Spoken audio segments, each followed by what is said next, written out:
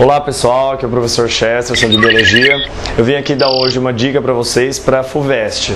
Bom, um tema que foi muito abordado esse ano na Biologia foi células-tronco. Então eu vou falar um pouquinho quais são essas células e qual é a função delas no nosso organismo.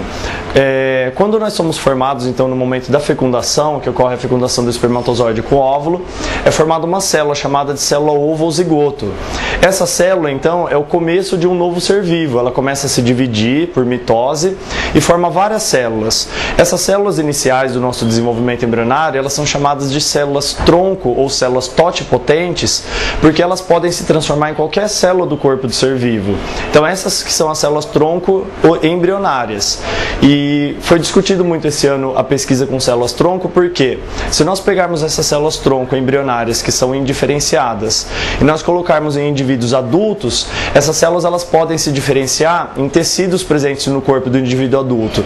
Então um indivíduo que tem algum distúrbio ou no sistema nervoso ou em outro órgão do corpo, ele pode utilizar essas células-tronco para regenerar tecidos e até para curar algumas doenças. Então essas células-tronco elas são originadas do embrião, a partir da fecundação.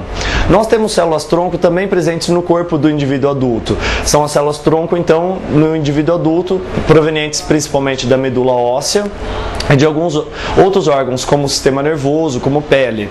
Essas células também, elas são chamadas de células-tronco, mas elas são diferentes das células embrionárias porque elas não são totipotentes, elas não são capazes de formar todas as células do corpo do ser vivo. Elas são capazes de formar algumas células somente, mas elas também são importantes porque elas podem ser utilizadas então em pesquisas embriológicas. Então é isso, gente. A minha dica então é estudar essas células-tronco, porque como foi discutido muito ao longo do ano, pode ser que a FUVEST então aborde esse tema para o vestibular. Então uma boa prova para vocês, um grande abraço do professor Chesterson.